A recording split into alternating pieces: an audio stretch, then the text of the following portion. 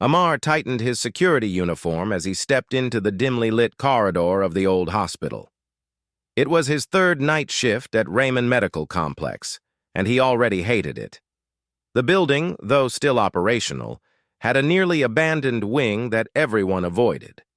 Stories floated around about strange noises and shadowy figures, but Ammar never believed in such things, until that night.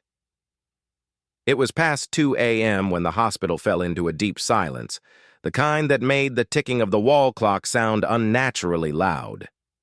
Ammar sat in his small security booth, trying to fight off sleep, when a faint knock echoed from the corridor. He frowned. This section of the hospital was supposed to be empty.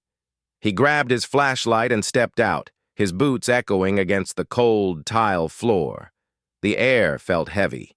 As he turned the corner, he saw a woman in a hospital gown standing at the end of the hallway, facing away from him. "Ma'am? Are you okay?" he called out, his voice wavering slightly. She didn't respond. Ammar hesitated before walking toward her, but just as he got closer, she turned her head slightly, just enough for him to see her pale face and hollow eyes. Then, without a sound, she slipped into one of the empty rooms. Ammar's breath hitched. Every instinct screamed at him to run, but his job demanded that he investigate. Swallowing hard, he followed her into the room. The flashlight beam cut through the darkness, revealing an old patient bed, rusted IV stands, and peeling paint. But no sign of the woman. A sharp gust of wind slammed the door shut behind him. He spun around, heart pounding. He rushed to the door, but it wouldn't budge. Suddenly, the room's temperature dropped, and his breath became visible. A soft, sobbing sound filled the room, growing louder until it turned into a desperate wail. Ammar turned, and his flashlight flickered violently. In the dim light, he saw the woman sitting on the patient bed, her head hanging low, long black hair covering her face. His hands trembled as he raised the light higher. Who are you?" he stammered. The woman slowly lifted her head, revealing a grotesque face, her lips stitched shut, eyes sunken yet burning with pain. She raised a trembling hand and pointed at him.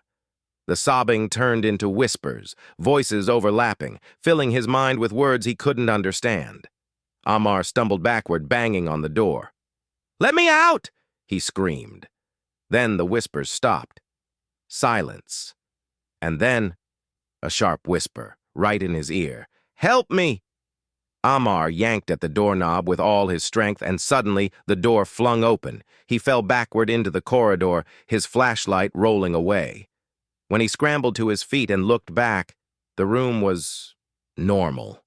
No woman, no eerie whispers, just an empty, dusty space. He ran. The rest of his shift passed in a blur.